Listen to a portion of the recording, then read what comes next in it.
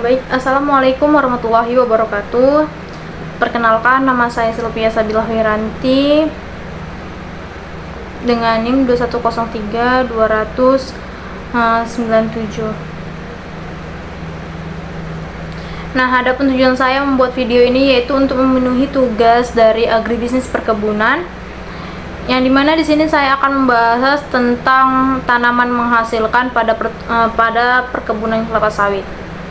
Nah, yang pertama itu ada fase tanaman menghasilkan. Tanaman menghasilkan atau TM pada perkebunan kelapa sawit dimulai sejak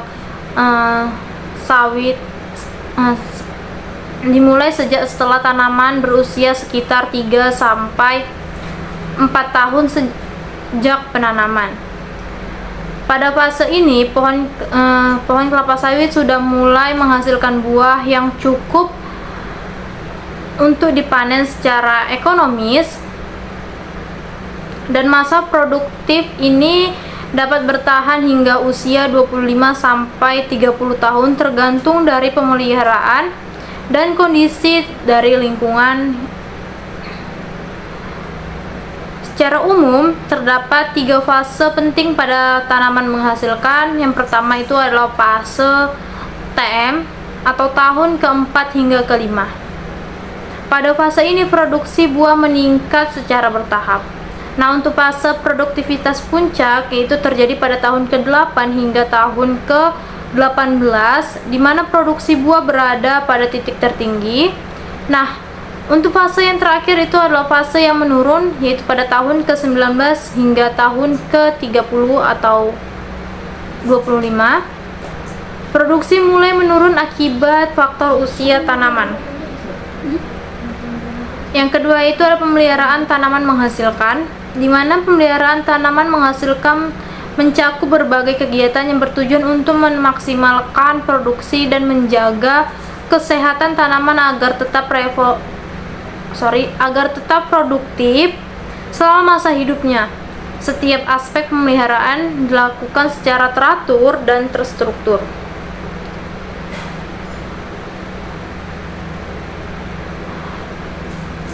Adapun pemeliharaan pada tanaman kelapa sawit, yang pertama itu adalah pemupukan, di mana pemupukan merupakan salah satu faktor kunci dalam menjaga kesehatan dan produktivitas pada tanaman kelapa sawit. Kebutuhan pupuk berbeda-beda tergantung kondisi tanah, cuaca, dan usia tanaman. Untuk jenis pupuknya di sini yaitu ada nitrogen, yang dimana penting untuk pertumbuhan vegetatif atau untuk daun dan batang. Nah, untuk fosfor di sini itu penting untuk meningkatkan sistem perakaran dan pembentukan pada buah kelapa sawit. Nah, untuk pupuk kalium yaitu dapat membantu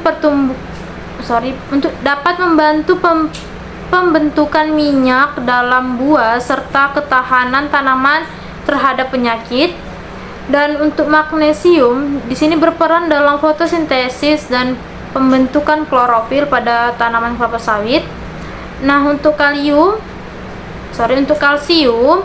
di sini dapat menjaga keseimbangan nutrisi dalam tanah dan memperkuat dinding sel pada tanaman.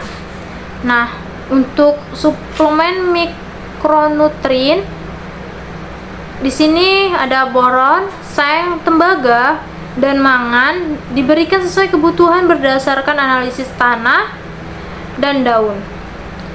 Untuk selanjutnya di sini ada metode pemupukan. Pupuk dilakukan 2 sampai 4 kali per tahun tergantung pada kondisi tanah dan analisis daun pada pertumbuhan kelapa sawit. Aplikasi pupuk bisa dilakukan secara manual menggunakan tenaga kerja dengan menaburkan pupuk di sekitar pangkal pohon atau cincin pupuk, atau dengan bantuan mekanisasi jika skala perkebunannya itu cukup besar. Penggunaan pupuk anorganik seperti urea, MOP atau Muriate of Potash atau TSP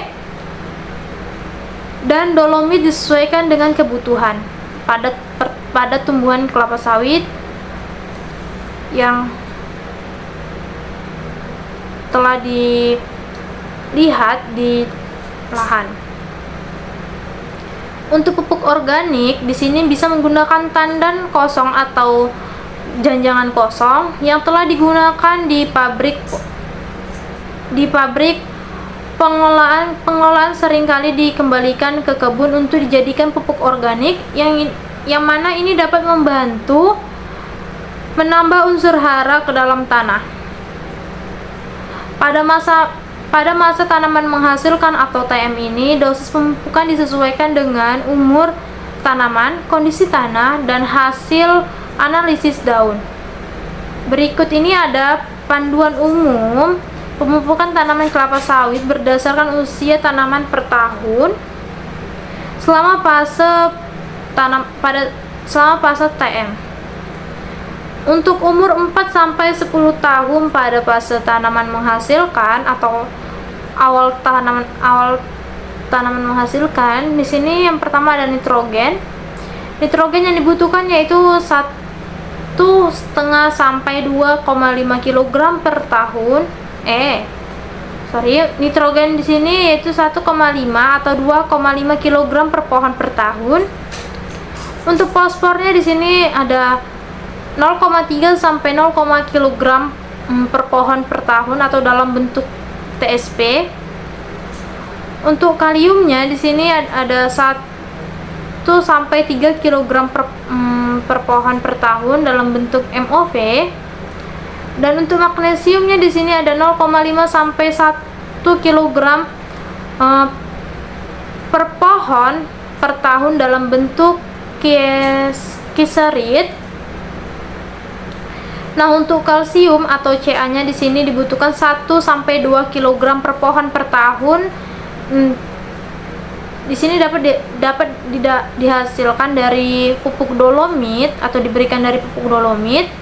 Dan untuk suplemennya di sini bergantung pada hasil analisis tanah, biasanya diaplikasikan dalam jumlah kecil.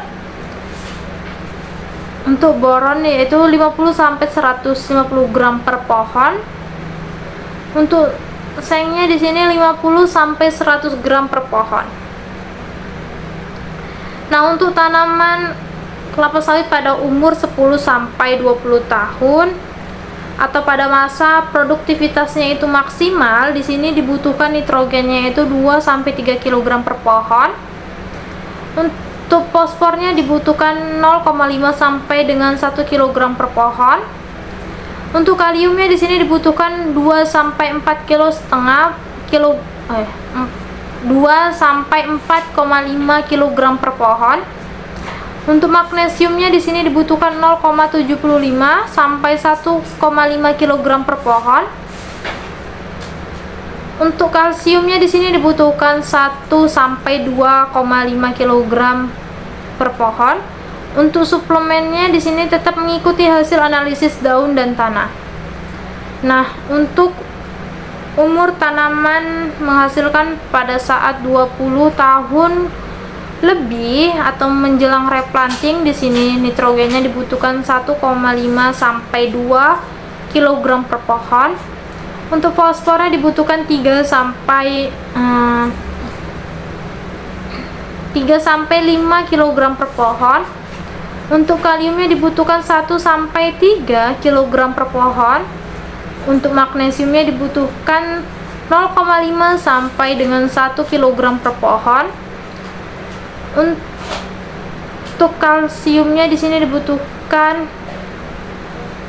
1 sampai 2 kg per pohon.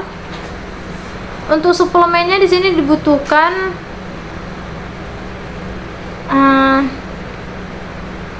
untuk suplemennya di sini dapat dikurangi jika produktivitas pada tanaman kelapa sawit itu mulai mengalami penurunan terhadap hasil yang diberikan oleh tanaman kelapa sawit.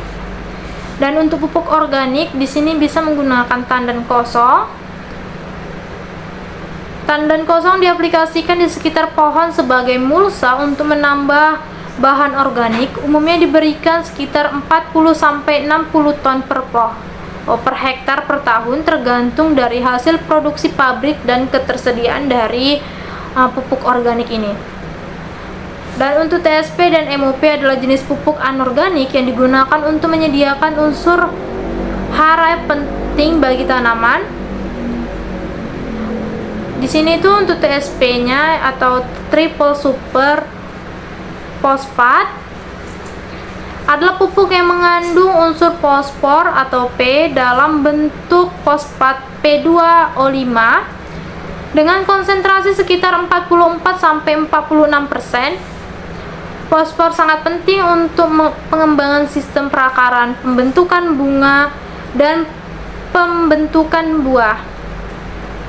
TSP biasanya digunakan pada tahap pertumbuhan awal tanaman dan selama masa produksi untuk memperkuat akar dan meningkatkan efisiensi penyerapan nutrisi lainnya. Dan untuk MOP atau Muriate of Potash atau MOP adalah pupuk yang mengandung unsur kalium dalam bentuk kalium klorida atau KCl dengan kandungan kalium sekitar 60%. Kalium membantu tanaman dalam pembentukan buah, meningkatkan kualitas hasil panen, dan memperkuat daya tahan tanaman terhadap penyakit serta kondisi cuaca ekstrim. MOP umumnya digunakan pada tanaman menghasilkan untuk mendukung pertumbuhan buah dan meningkatkan kandungan minyak pada tanaman kelapa sawit. Nah, selanjutnya itu kita masuk ke pengendalian gulma. Pengendalian gulma sangat penting untuk mencegah tanaman saingan yang biasanya mengambil nutrisi, air, dan cahaya dari kelapa sawit. Gulma biasanya menjadi sarang bagi hama. Di sini ada metode pengendalian gulma. Untuk manual, penyiangan menggunakan sabit atau alat mekanis. Untuk kimianya di sini bisa menggunakan herbisida seperti parakut dan glifosat untuk membunuh gulma di tanaman kelapa sawit. Nah, untuk pengendalian gulma secara kimia, herbisida digunakan untuk mengendalikan gulma secara efektif, terutama di sekitar piringan pohon atau area sekitar pangkal pohon kelapa sawit. Untuk penggunaan herbisida diukur berdasarkan dosis per hektar. Untuk jenis herbisida dan dosisnya di sini yang pertama ada herbisida kontak yang berfungsi membunuh gulma, daun lebar, dan rumput-rumputan secara cepat dengan cara kontak langsung. Untuk aplikasinya di sini bisa digunakan 2-3 kali per tahun tergantung pada tingkat pertumbuhan gulma. Paraquat diaplikasikan di sekitar piringan atau jalur jalan pada tanaman berumur muda atau dewasa.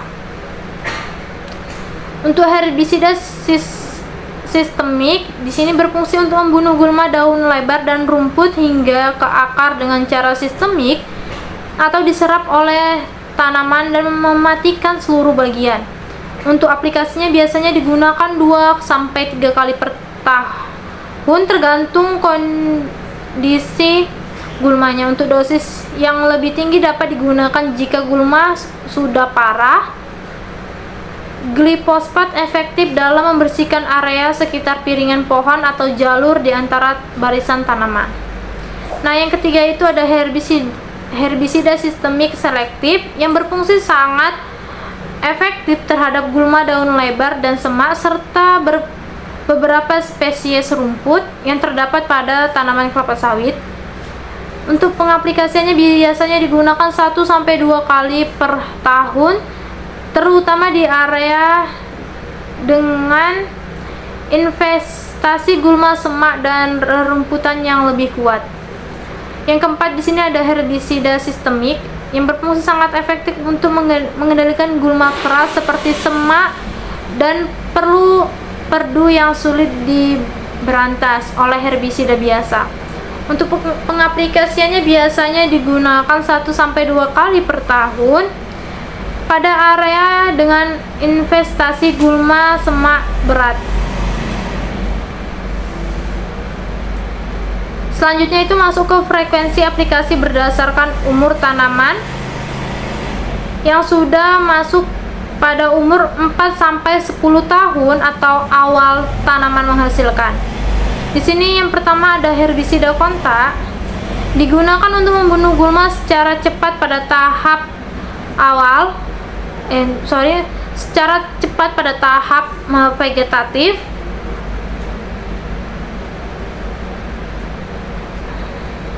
Untuk kandungan parasquatnya di sini 20% atau 20% bisa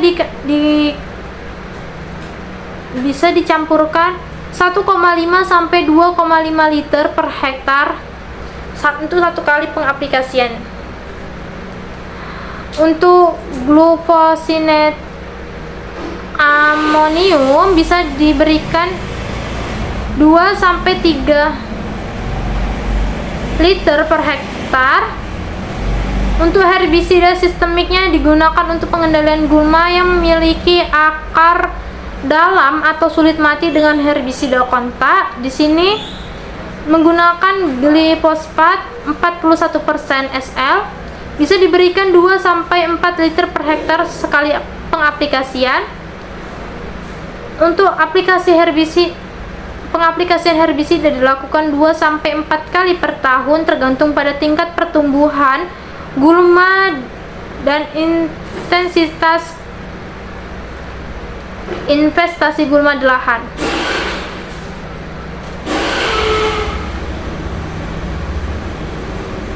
Untuk umur 10 sampai 20 tahun atau produksi secara maksimal, di sini bisa menggunakan herbisida kontak. Untuk paraquatnya itu bisa 1,5 sampai 2 liter per hektar. Untuk glufosin amoniumnya bisa 2 sampai 3 liter per hektar. Untuk herbisida sistemik di sini untuk glifosatnya bisa 3 sampai 4,5 liter per hektar tergantung pada kondisi gulma. Untuk penggunaan herbisida kimia harus disesuaikan dengan kondisi pertumbuhan gulma. Pada umur ini gulma cenderung lebih mudah dikendalikan karena kanopi pohon kelapa sawit mulai lebih rapat dan mengurangi cahaya. Baik, yang selanjutnya itu pada saat tanaman kelapa sawit memasuki umur 20 tahun ke atas atau pada saat menjelang masa replanting. Di sini untuk herbisida kontaknya itu digunakan untuk parasquatnya itu 1 sampai 2 liter per hektar, dan untuk glufosin amoniumnya digunakan 1,5 sampai 2,5 liter per hektar.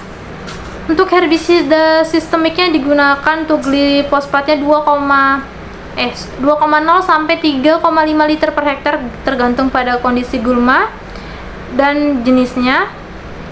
Penutup tanah atau cover crops, legum penutup tanah atau LCC seperti Mucuna bractita sering digunakan untuk menekan pertumbuhan gulma sekaligus perbaikan kesuburan tanah melalui penambahan nitrogen. Nah, selanjutnya itu kita masuk ke pemangkasan daun, di mana pemangkasan daun dilakukan untuk memudahkan pemanenan dan menjaga tanaman agar lebih produktif. Untuk frekuensi pemangkasannya itu biasanya dilakukan 2 sampai 3 kali per tahun tergantung jumlah daun mati atau jumlah daun yang rusak pada tanaman kelapa sawit. Untuk metode pemangkasannya yaitu daun dipangkas menggunakan egre atau alat pemotong daun khusus. Daun yang sudah mati dan kering diletakkan di sekitar pangkal pohon untuk mempertahankan kelembaban tanah. Adapun manfaat pemangkasan daun ini, yang pertama yaitu memudahkan pemanen. Daun yang terlalu banyak atau terlalu panjang dalam tanaman kelapa sawit dapat menghalangi akses ke tandan buah. Yang kedua itu adalah mengurangi hama. Daun yang mati dan kering dapat menjadi sarang hama. Yang ketiga itu menjaga produktivitas pohon. Daun tua yang tidak lagi efektif dalam fotosintesis perlu dipangkas untuk memberi ruang bagi pertumbuhan daun muda yang lebih produktif. Nah, untuk metode pemangkasannya itu daun yang dipangkas adalah 2-3 pelepah terendah setiap kali panen atau sesuai dengan kebutuhan. Daun yang dipangkas kemudian disusun rapi di barisan antara pohon untuk berfungsi sebagai mulsa alami dan mencegah erosi tanah. Dan selanjutnya itu kita masuk ke pengendalian hama dan penyakit. Hama dan penyakit bisa sangat merugikan jika tidak dikelola dengan baik. Pengendalian dilakukan dengan pendekatan terpadu atau integrated pest management.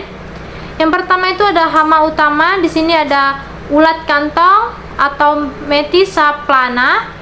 Ulat kantong adalah hama yang memakan daun tanaman kelapa sawit, mengurangi kemampuan fotosintesis dan menurunkan produksi. Ulat ini biasanya ditemukan pada daun muda di pucuk tanaman.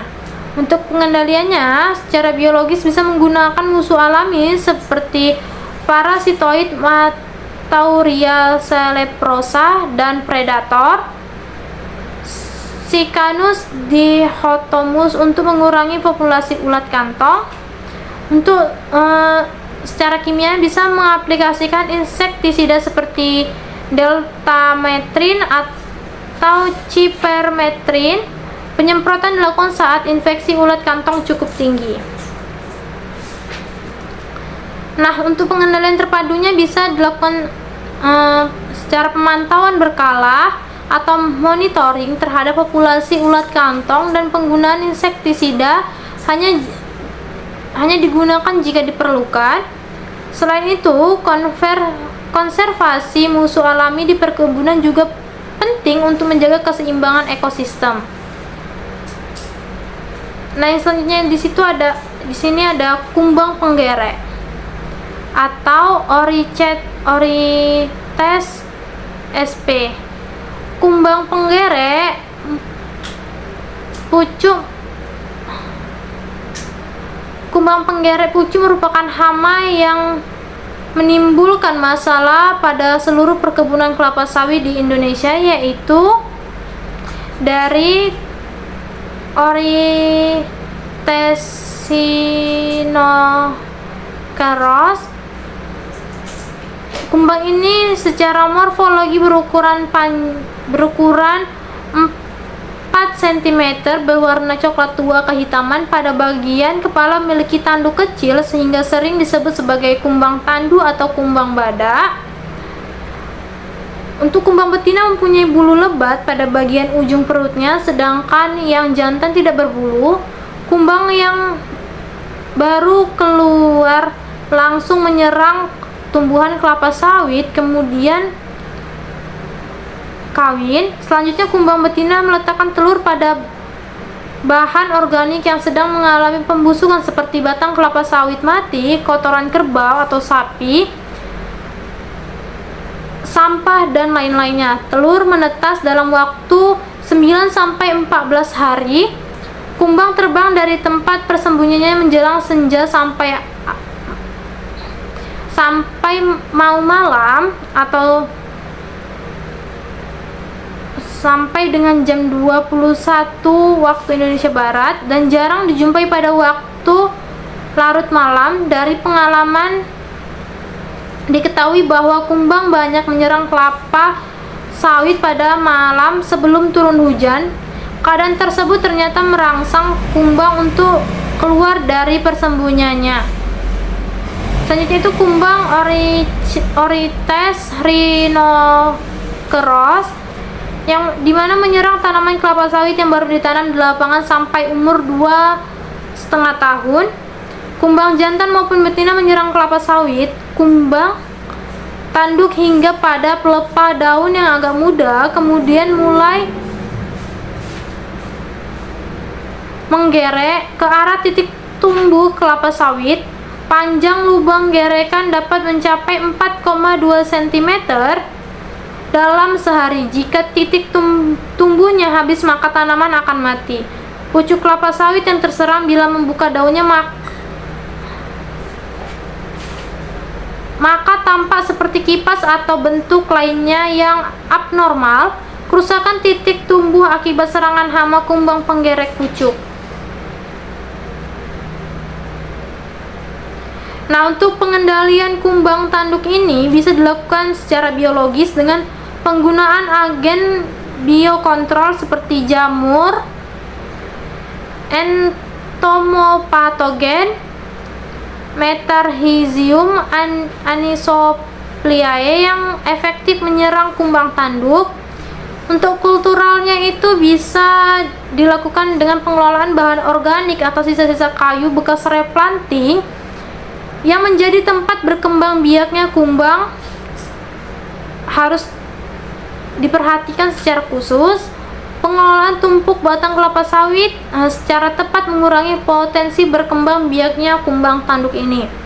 Nah, untuk cara dengan menggunakan bahan kimia bisa menggunakan insektisida berbasis karbofuran atau cipermatin dapat digunakan terutama pada saat serangan kumbang terlihat signifikan. Nah, yang selanjutnya itu kita masuk ke tikus. Tikus sering menyerang buah kelapa sawit terutama pada tahap buah kelapa sawit mau menjelang matang yang mengakibatkan kerusakan langsung pada produksi. Untuk pengendaliannya itu bisa dilakukan secara biologis dengan penggunaan burung hantu sebagai predator alami untuk mengendalikan populasi tikus. Burung hantu ini sangat efektif dalam mengurangi jumlah tikus di perkebunan secara berkelanjutan. Untuk mekanisnya di sini bisa menggunakan perangkap tikus seperti perangkap mekanis atau lem tikus di sekitar area tanaman. Untuk menggunakan bahan kimia di sini bisa menggunakan rodentisida seperti warfarin atau brodifacoum dapat digunakan dalam keadaan darurat, namun harus dipantau secara ketat untuk menghindari dampak negatif pada hewan liar lainnya.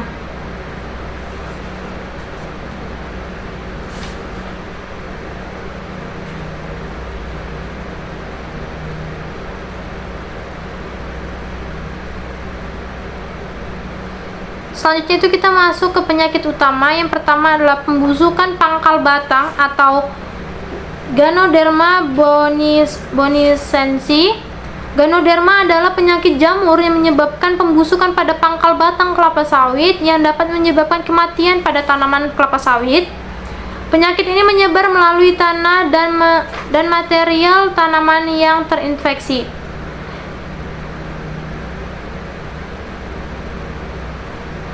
Serangan pembusukan pangkal batang ini dapat terjadi sejak bibit sampai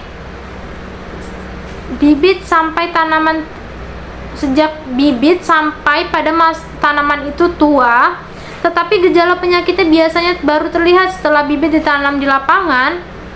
Penyakit ini dijumpai pada tanaman berumur 5 tahun. Serangan penyakit ini yang paling tinggi dijumpai pada umur 10-15 tahun, tetapi hal ini bervariasi tergantung pada kebersihan kebun dan sejarah tanaman di kebun tersebut. Kehilangan tanaman sampai dengan 80% telah dilaporkan pada tempat-tempat yang berasal dari konversi kelapa. Patogen ini umumnya menyerang pangkal batang tanaman.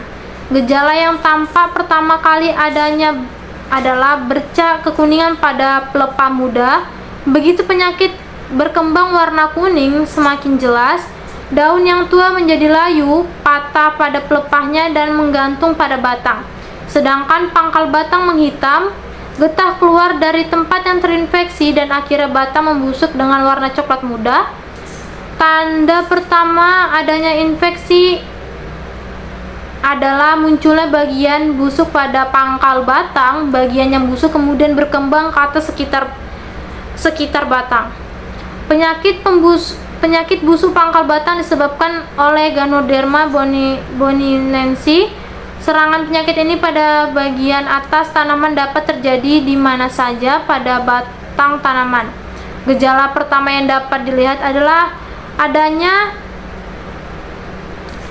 bagian atas tajuk patah. Beberapa tindakan yang dapat dilakukan untuk mencegah penyakit busuk pangkal batang ini, yang pertama melakukan pembersihan lahan terutama terhadap sisa-sisa tanaman kelapa sawit.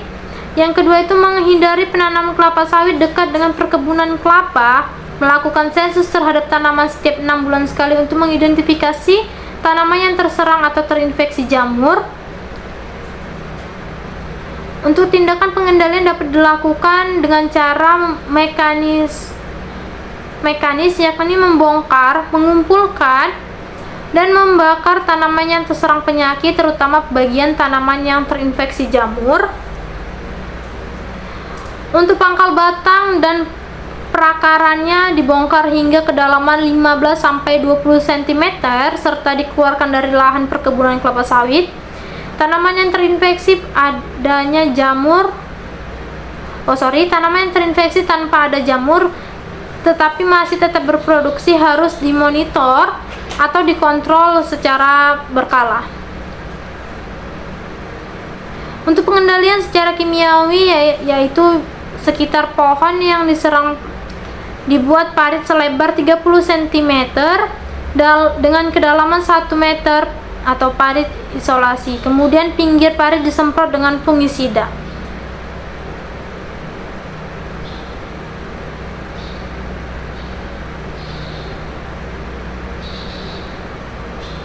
Atau bisa dengan pengendalian lain secara kultural, biasanya dilakukan sanitasi kebun dengan membersihkan sisa-sisa batang atau tanaman mati yang terinfeksi Ganoderma. Hal ini bertujuan mencegah penyebaran jamur melalui kontak fisik dengan tanaman sehat. Untuk pengendalian secara kimia bisa menggunakan fungisida seperti hexaconazole atau Trichoderma herzianum dapat diaplikasikan sebagai upaya pengendalian, namun hasilnya terbatas jika infeksi sudah parah. Trichoderma adalah agen hayati yang bekerja sebagai antagonis terhadap jamur Ganoderma, yang dimana dapat membantu dalam mencegah penyebarannya. Untuk pengendalian secara biologis bisa dilakukan dengan aplikasi jamur antagonis Trichoderma pada akar tanaman untuk mencegah perkembangbiakan Ganoderma. Penanaman bibit yang tahan terhadap Ganoderma juga dianjurkan pada area yang sudah terinfeksi berat. Untuk pengelolaan terpadunya bisa dilakukan dengan pengawasan ketat melalui inspeksi rutin terhadap tanaman, terutama pada tanaman yang sudah berumur 10 tahun ke atas. Pemotongan dan pembakaran tanaman yang terinfeksi berat bisa menjadi tindakan terakhir untuk menghentikan penyebaran penyakit ini.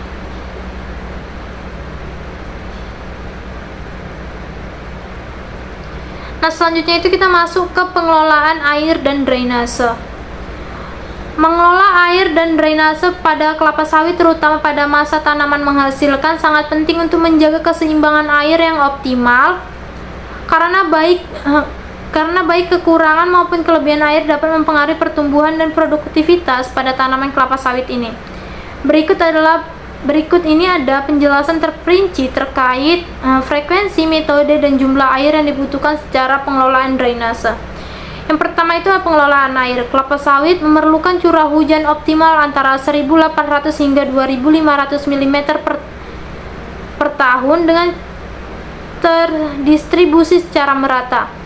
Pada kondisi ini di mana curah hujan tidak mencukupi seperti di musim kemarau, irigasi harus dilakukan untuk menjaga produktivitas tanaman.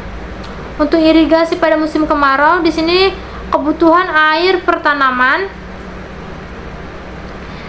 kelapa sawit memerlukan sekitar 130 sampai 150 liter air per hari per pohon kelapa sawit pada musim kemarau, dengan asumsi musim kemarau berlangsung selama 3 sampai 4 bulan. atau 120 hari. Total air yang dibutuhkan per pohon adalah sekitar 15.600 sampai 18.000 liter per tahun. Untuk sistem irigasi yang digunakan, yang pertama ada irigasi tetes atau drip irrigation, yang dimana efisien karena air diberikan langsung ke akar tanaman dalam jumlah kecil tetapi terus-menerus. Irigasi ini meminimalkan pemborosan air terutama di lahan kering. Untuk frekuensinya itu dijalankan setiap hari selama musim kemarau. Yang kedua itu ada irigasi sprinkler, di mana air disemprotkan dalam bentuk tetesan kecil ke area sekitar tanaman atau meniru hujan. Untuk frekuensinya dilakukan bergantung pada kekeringan. Irigasi sprinkler dilakukan 1-2 kali per minggu dengan total air yang diberikan per aplikasian adalah 3.000 sampai 4.000 per hektar. Untuk pengendalian gulma di jalan pikul,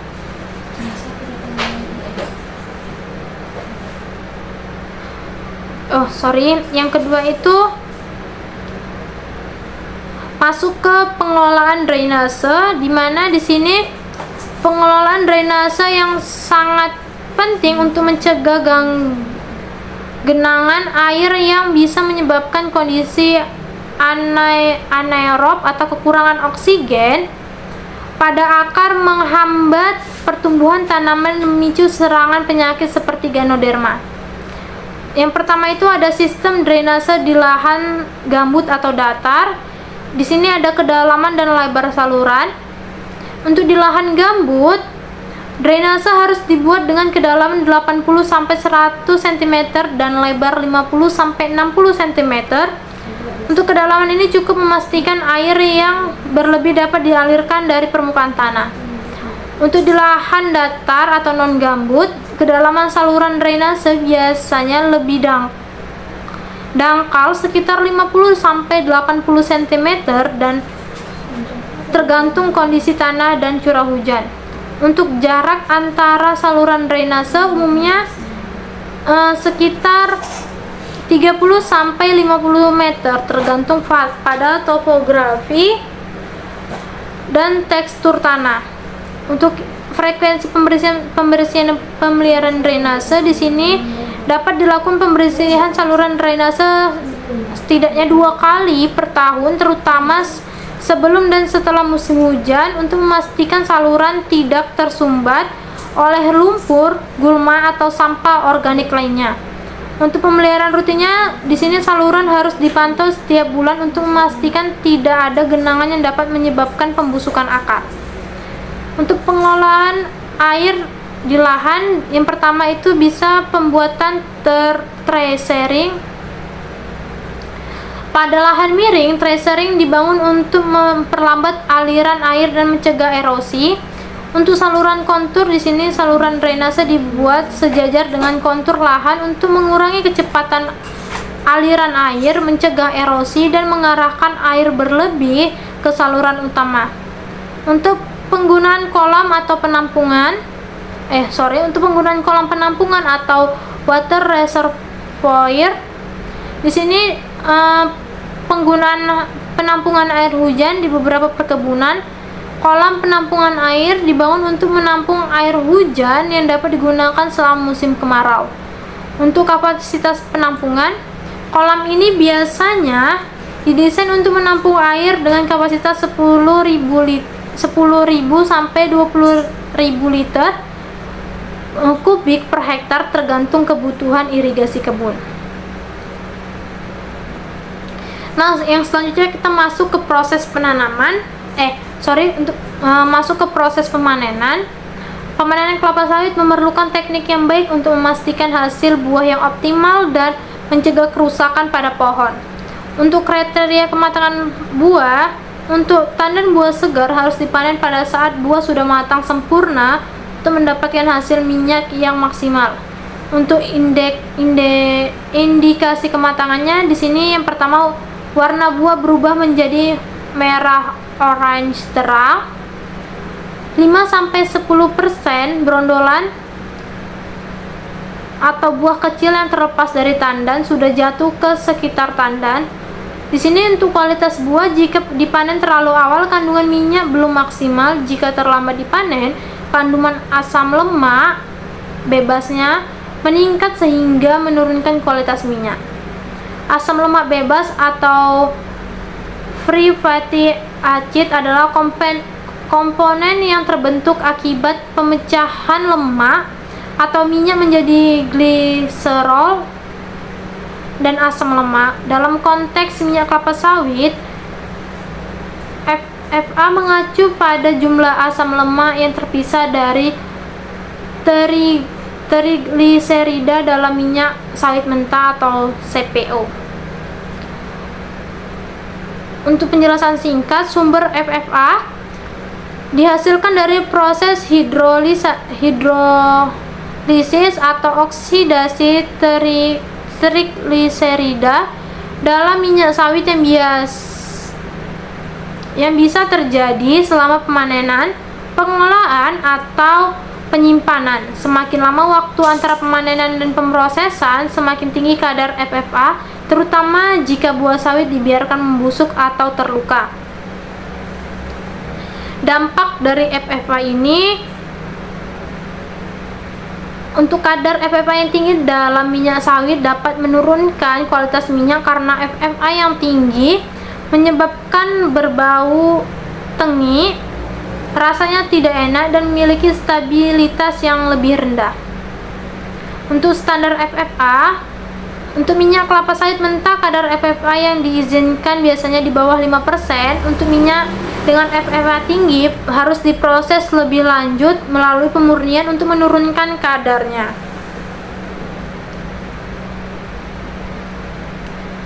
Faktor-faktor yang meningkatkan FFA, di sini ada 3 faktor. Yang pertama, buah sawit yang terlambat dipanen atau busuk. Yang kedua, penanganan yang buruk selama pengangkutan.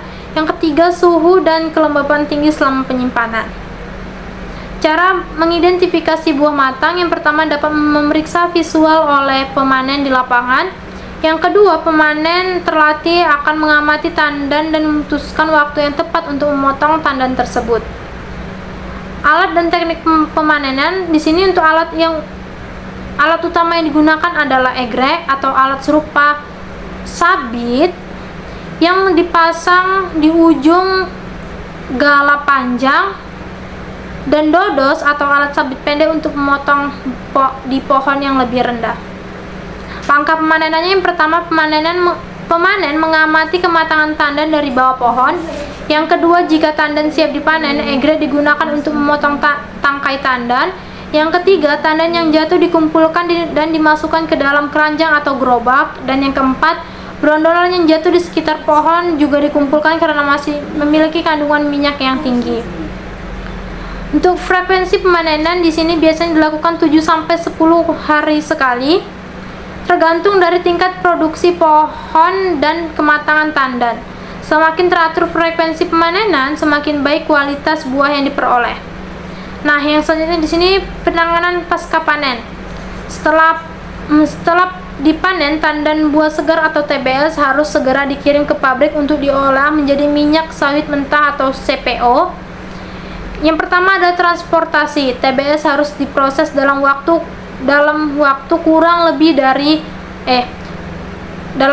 kurang dari 24 jam setelah panen untuk mencegah peningkatan kadar asam lemak bebas. Yang kedua itu ada pengelolaan di pabrik. TBS direbus, dipipil, dan diekstraksi minyaknya. Proses ini melibatkan perebusan, pengepresan, dan pemurnian minyak. Dan yang terakhir itu masuk ke sirkulasi produktivitas dan replanting. Setelah mencapai usia 25-30 tahun, produktivitas tanaman kelapa sawit akan menurun. Penermajeman atau replanting dilakukan dengan cara yang pertama, pembongkaran pohon lama menggunakan alat berat untuk mencabut pohon tua dan menghancurkan kayu bekas. Untuk yang kedua, penanaman bibit baru. Bibit unggul yang tahan penyakit dan berproduksi tinggi ditanam untuk menghentikan pohon lama.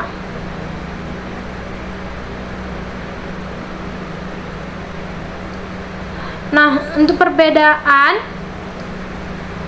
antara tanaman menghasilkan dan tanaman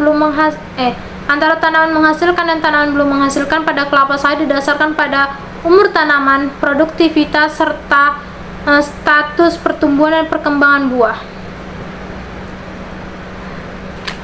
Yang pertama di sini ada umur tanaman. Untuk tanaman belum menghasilkan, ini adalah fase awal pertumbuhan kelapa sawit sejak penanaman bibit di lapangan hingga tanaman mulai berbuah. Biasanya tanaman belum menghasilkan berada pada umur 0 sampai 3 tahun. Pada fase ini tanaman masih dalam masa vegetatif dan fokus pada pertumbuhan daun, batang, dan akar. Untuk tanaman menghasilkan, yang pertama tanaman menghasilkan mulai berbuah secara komersial dan dapat dipanen.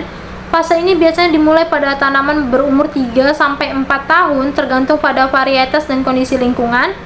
Setelah memasuki fase tanam TM, pohon kelapa sawit akan menghasilkan buah secara terus-menerus sekitar 10 sampai 25 tahun dengan puncak produktivitas pada umur 8 sampai 15 tahun.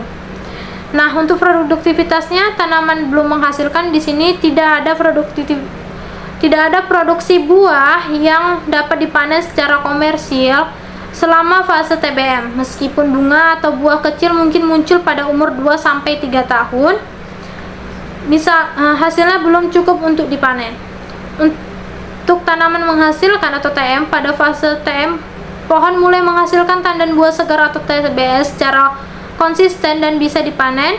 Produksi awal mungkin masih rendah tetapi akan meningkat seiring bertambahnya usia tanaman hingga mencapai puncak pada usia 8 sampai 15 tahun. Nah, untuk pemeliharaannya di sini untuk tanaman belum menghasilkan, yang pertama itu pemeliharaannya lebih difokuskan pada perawatan pertumbuhan tanaman seperti pemupukan untuk pertumbuhan vegetatif dan untuk pengendalian gulma serta perawatan kesehatan tanaman agar dapat berkembang dengan baik hingga mencapai fase menghasilkan. Dan untuk pemupukan dan pemangkasan dilakukan untuk mendorong pertumbuhan optimal tetapi tidak ada kegiatan panen. Dan untuk tanaman menghasilkan atau TM di sini yang pertama fokus pemeliharaan bergeser pada peningkatan produktivitas buah. Selain pemupukan dan pengendalian hama, kegiatan panen buah dilakukan secara berkala, biasanya setiap 10 sampai 14 hari. Dan untuk pemeliharaan intensifnya melibatkan pengelolaan tanaman yang sudah berproduksi untuk menjaga tingkat produksi yang optimal, termasuk pemangkasan daun tua, pemupukan untuk mendukung produksi buah, serta penanganan hama dan penyakit. Dan yang keempat itu peran ekonomi, di mana ada peran ekonomi terhadap tanaman belum menghasilkan. Yang pertama, pada fase ini tanaman belum memberikan keuntungan ekonomi karena belum ada produksi buah yang dapat dipanen. Perkebunan masih berada dalam tahap investasi dengan biaya pemeliharaan yang cukup tinggi tanpa adanya penghasilan dan penjualan buah. Dan untuk pada fase tanaman menghasilkan, tanaman mulai memberikan hasil ekonomi berupa buah yang bisa dipanen dan diolah menjadi minyak kelapa sawit. Pada fase ini, perkebunan mulai memberikan pendapatan yang signifikan, produktivitas optimal, dan memberikan keuntungan yang lebih besar. Nah, yang kelima itu ada fase pertumbuhan di tanaman belum menghasilkan. Yang pertama itu ada tanaman masih berada dalam fase pertumbuhan vegetatif dengan fokus pengembangannya itu pada batang, akar, dan daun. Tanaman akan terus membesar dan mempersiapkan diri untuk masuk ke fase reproduktif. Dan untuk tanaman menghasilkan di sini, pada fase ini tanaman masuk ke fase reproduktif yang mana energi dialokasikan untuk pembentukan bunga dan buah. Pertumbuhan vegetatif tetap berlangsung tetapi fokus utamanya adalah produksi buah. Dan untuk pengelolaan hama dan penyakit pada tanaman belum menghasilkan, di sini hama dan penyakit harus dikendalikan tetapi resiko cenderung lebih rendah dibandingkan pada tanaman menghasilkan. Pemantauan lebih difokuskan pada kesehatan umum tanaman untuk memastikan tanaman dapat tumbuh secara optimal. Dan untuk tanaman menghasilkan, di sini pengelolaan hama dan penyakit lebih intensif karena tanaman menghasilkan buah Dan serangan hama atau penyakit dapat berdampak langsung pada produktivitas dan kualitas buah. Perhatian khusus diberikan pada tandan buah segar dan bagian tanaman lainnya yang mempengaruhi produksi. Sekian yang dapat saya sampaikan, lebih dan kurang saya mohon maaf. Saya akhiri, wabillahi taufiq wal hidayah. Wassalamualaikum warahmatullahi wabarakatuh.